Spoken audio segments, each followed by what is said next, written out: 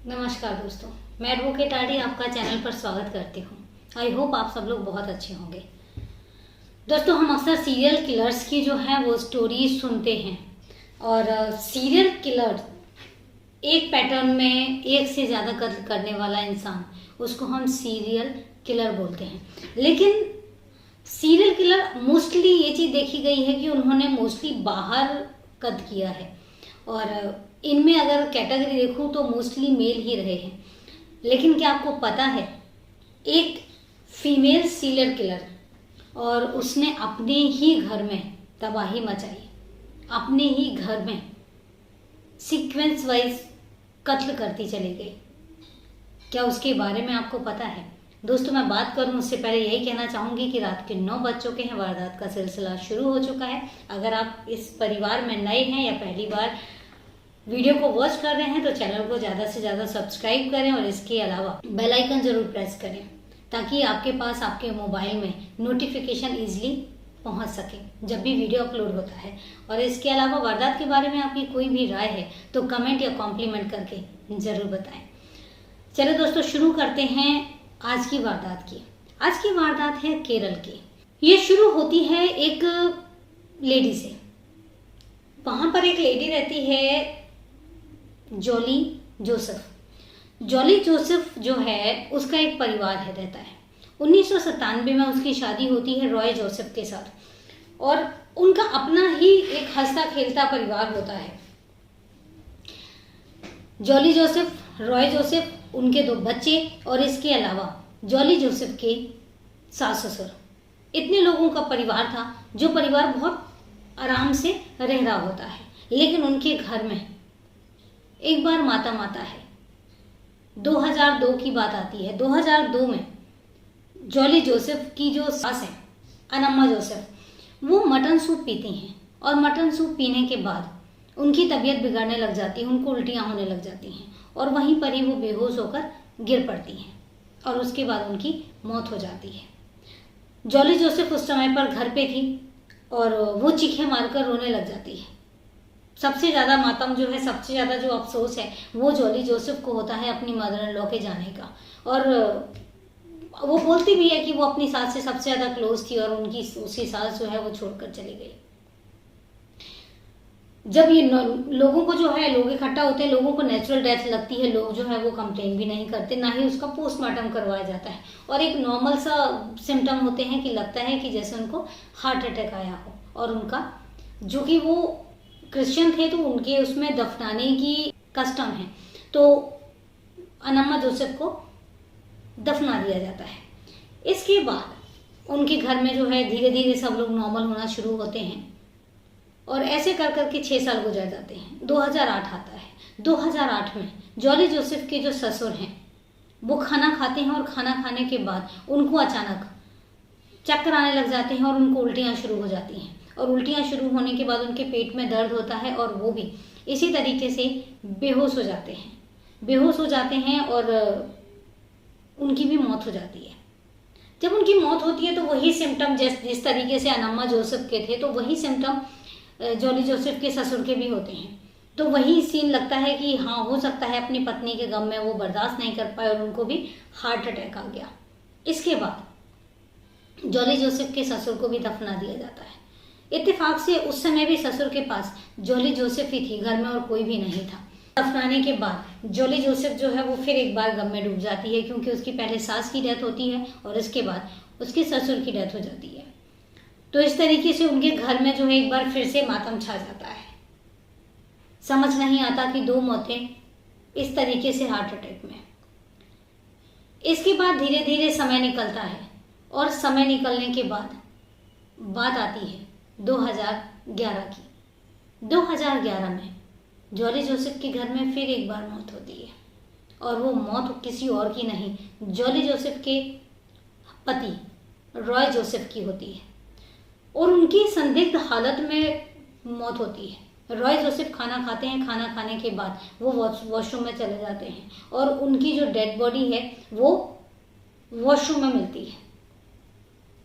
जब वो दरवाज़ा खुल के, और चूँकि वहाँ पे कोइंसिडेंट ये था कि उनके जो वॉशरूम का दरवाज़ा है वो अंदर से बंद था, तो लोग दरवाज़ा तोड़ के किसी तरीके से उनको निकालते हैं। जब उनको निकालते हैं तो उनके मुंह से झाग निकल रहा था। अब सोचने वाली बात है कि मुंह से झाग क्यों निकल रहा है, ये भी समझ नहीं आया। लेकिन वॉशरूम अंदर से बंद था, तो ऐसे लग रहा था जैसे कि उन्होंने सुसाइड किया है। इसके बाद जो जॉली जोसेफ के मामा ससुर हैं, मतलब रॉय जोसेफ के मामा जो उनके घर के पास ही रहते हैं, वो कहते हैं कि नहीं, पुलिस कंप्लेन करनी चाहिए, क्योंकि रॉय जोसेफ की जिस तरीके से मौत हुई है और उससे पहले जो 2 मौतें हुई हैं वो नेचुरल डेथ नहीं है। तो जब वो ये बात कहते हैं तो फिर उसके बाद सब लोग फोर्स करते हैं और रॉय जोसेफ का पोस्टमार्टम करवाया जाता है। जब रॉय जोसेफ का पोस्टमार्टम करवाया जाता है तो उसके खाने में एक चौंकाने वाली बात आती है कि उसके खाने में जहर, पॉइजन मिलता है। अब ये बात पुलिस को भी समझ नहीं आती है कि वॉशरूम के अंदर डेड बॉडी मिली है, वॉशरूम अंदर से बंद है और उसके खाने में जो है वो पॉइजन मिला है, तो पॉइजन कौन मिला सकता है। और पुलिस भी ये चीज़ समझ नहीं पाती, इन्वेस्टिगेशन चलती रहती है, लेकिन कोई भी कातिल सामने नहीं आता या वो बंद इंसान सामने नहीं आता कि जिसने पॉइजन मिलाया हो। और इसके बाद ये केस जो है वो ठंडे बस्ते में चला जाता है। अब इसके बाद धीरे धीरे फिर सब लोग नॉर्मल होने की कोशिश करते हैं, क्योंकि जॉली का जो है वो बहुत बुरा हाल था। पहले सास ससुर को खोया, उसके बाद तो अब उसने अपने पति को खो दिया और समझ नहीं आया कि मतलब ये सब हुआ कैसे। इसके बाद धीरे धीरे वो नॉर्मल होने की कोशिश करते हैं, क्योंकि उनके घर में अब रह कौन गया था, एक जॉली जोसेफ और इसके अलावा उसके 2 बच्चे। 2014 आता है। 2014 में एक दिन वो अपने मामा ससुर के घर से चीखें मारते हुए निकलती है और कहती है कि मेरे मामा ससुर जो हैं वो बेहोश हो गए हैं। लोग इकट्ठा होते हैं, जाकर देखते हैं तो जो मामा ससुर हैं वो बेहोश पड़े हुए हैं और देखने से ऐसा लग रहा है कि उनको चक्कर आके वो गिर गए हैं। थोड़ी देर में उनके मामा ससुर की डेथ हो जाती है। वो हॉस्पिटल भी नहीं लेके जा पाए और मामा ससुर की डेथ हो जाती है, MM मैथ्यू। तो उसके बाद उनके भी सिम्टम्स उसी तरीके से थे कि जैसे हार्ट अटैक हुआ हो। तो सब लोगों ने फिर यही समझा कि उनकी हार्ट अटैक से डेथ हुई है। लेकिन घर के लोग बहुत परेशान थे, क्योंकि एक के बाद एक मौत होती चली जा रही थी। समझ में नहीं आ रहा था कि आखिर ये मौत हो कैसे रही है, क्योंकि पुलिस तक बात ही नहीं पहुंच रही थी। सिर्फ और सिर्फ एक रॉय जोसेफ की इंफॉर्मेशन है जो पुलिस तक पहुंची थी, बाकी जो है वो नेचुरल डेथ के चलते उनको भी दफना दिया जाता है। अब 2014 में ही फिर एक बार जॉली जोसेफ के परिवार में मौत का कहर छा जाता है। 2 साल की बच्ची, जॉली जोसेफ का एक कजन देवर होता है साजू जो है वो उनके घर के पास ही रहता होता है। उस साजू की पत्नी और बेटी अल्फाइन दोनों उसके साथ रहते हैं। 2014 में ही उस 2 साल की मासूम बच्ची ने अपना नाश्ता फिनिश किया और नाश्ता करने के बाद उसकी मौत हो जाती है। उसको उल्टियां होने लग जाती हैं और महज कुछ सेकंड में उसकी मौत हो जाती है। उसकी मौत का साजू और उसकी वाइफ सिली पर बहुत असर पड़ता है।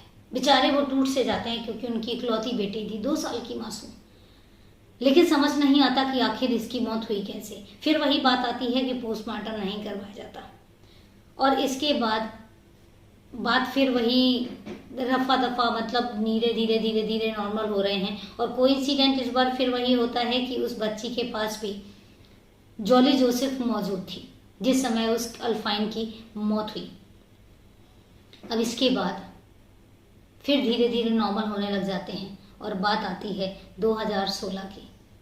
2016 में अल्फाइन की माँ सिली, साजू की वाइफ सिली, उसकी मौत हो जाती है और उसकी मौत भी खाना खाने के बाद ही थोड़ी देर में हो जाती है। और कोइंसिडेंट फिर वही देखिए कि जॉली जोसेफ उसके पास थी। तो जब उसकी मौत होती है तो साजू टूट जाता है, क्योंकि उसके परिवार में महज 3 लोग ही तो थे, उसकी वाइफ, बेटी और वो खुद। लेकिन दोनों ही चले जाते हैं, क्योंकि साजू जो है वो अपनी वाइफ से और अपनी बेटी से बहुत प्यार करता था। जब दोनों को खो देता है तो साजू बहुत टूट जाता है।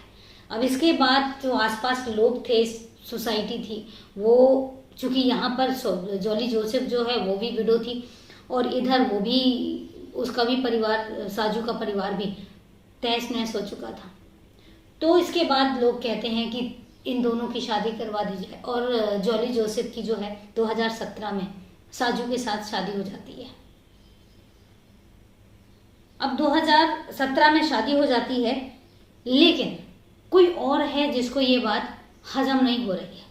जॉली जोसेफ का एक देवर है रोजो, जो अमेरिका में रहता है। उसको जब ये चीजें हो रही होती हैं उसको थोड़ा सा कुछ ना कुछ खटकता है, लेकिन कई बार उसको लगता है शायद हो सकता है नेचुरल डेथ हो।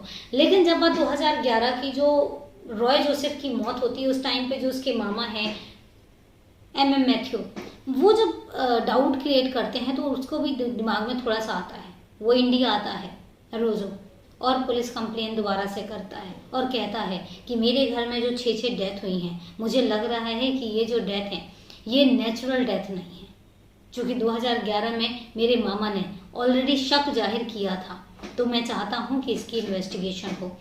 जब ये बात पुलिस तक पहुँचती है तो पुलिस फिर इन्वेस्टिगेट करने का डिसाइड करते हैं और जब इन्वेस्टिगेशन आगे चलती है तो वो सारी चीज़ों को नोटिस करते हैं कि 2002 से लेके 2016 तक जितनी भी डेथ, जो 6 डेथ उनके घर में हुई हैं, एक सी ही सिचुएशन में हुई हैं।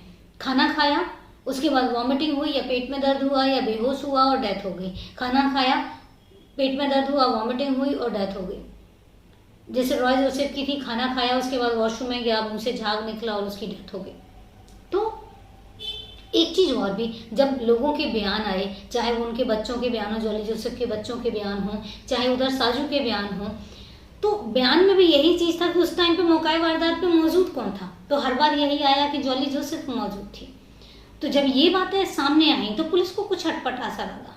जब पुलिस को अटपटा सा लगा तो उन्होंने कोर्ट में एक अपील दायर की और वो अपील इस तरीके की थी कि पुलिस को 6 के 6 जो बॉडी दफन हुई हैं, क्योंकि क्रिश्चियन में दफनाते हैं, तो ये बहुत अच्छा सबूत था उनके पास और ये बहुत अच्छा प्लस पॉइंट था पुलिस वालों के पास कि पुलिस वाले इस चीज़ को इन्वेस्टिगेट कर सकते थे।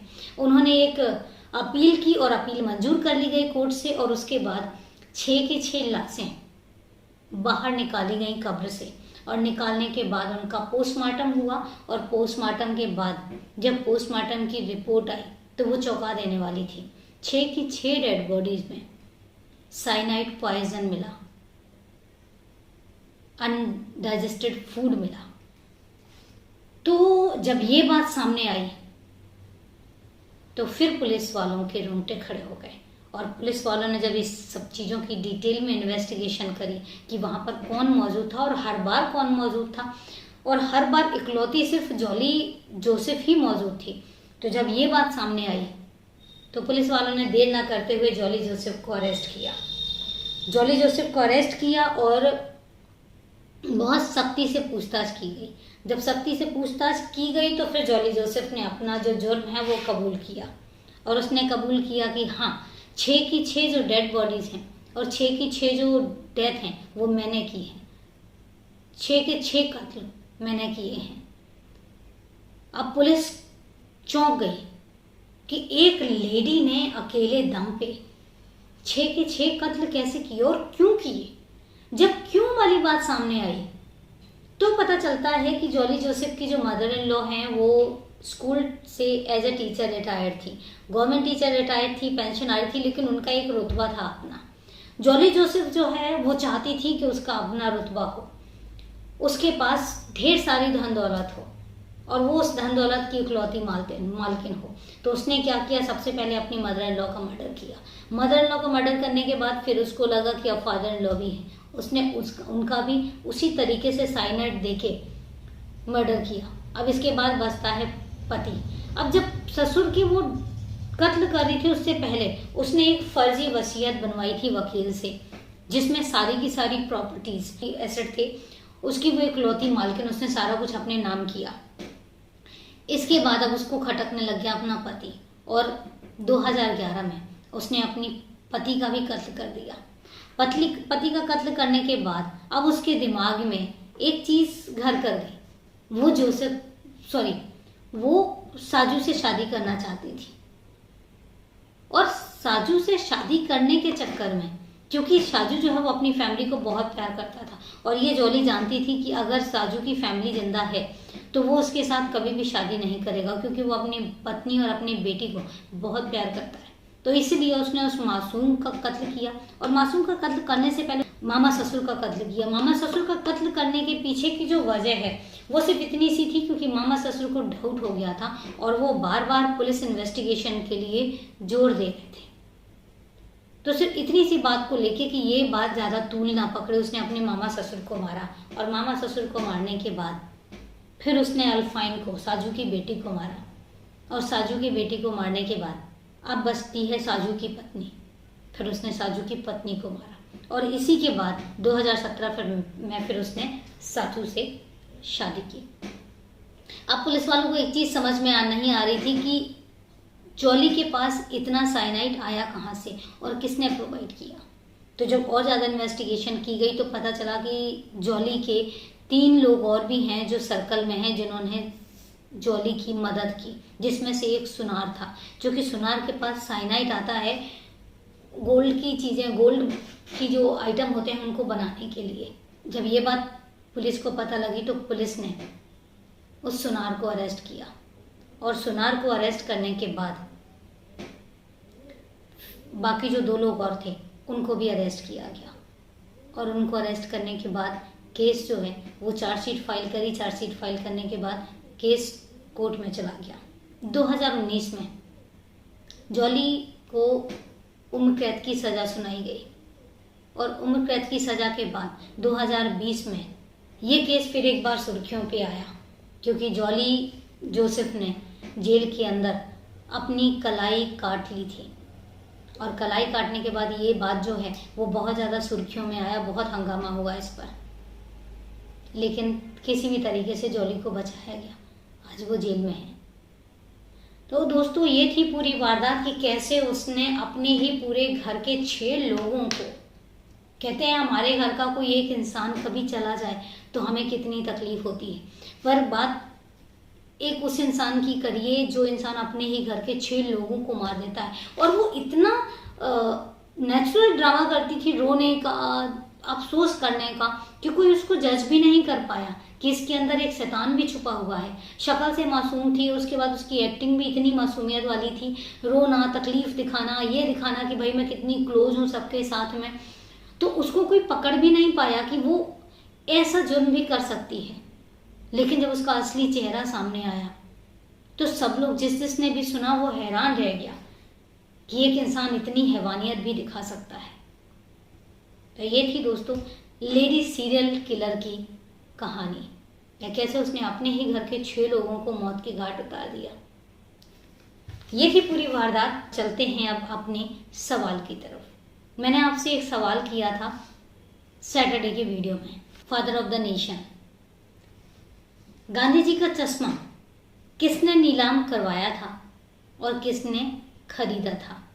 तो दोस्तों क्रिस्टल की एक नीलाम एजेंसी है जिसने 2,55,00,000 में बापूजी का चश्मा नीलाम किया था, और उसको खरीदने वाला अमेरिका का एक कलेक्टर था। तो ये तो था सैटरडे के सवाल का जवाब। अब बात आती है आज के सवाल की।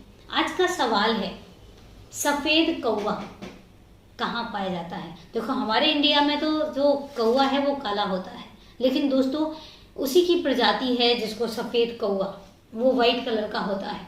तो आपको बताना है कि सफ़ेद कौवा कहाँ पाया जाता है। जवाब कमेंट करके बताइए, और मैं कल इस सवाल का जो है जवाब बताऊंगी। तो बने रहिए कल फिर वारदात में, और तब तक के लिए नमस्कार, जय हिंद।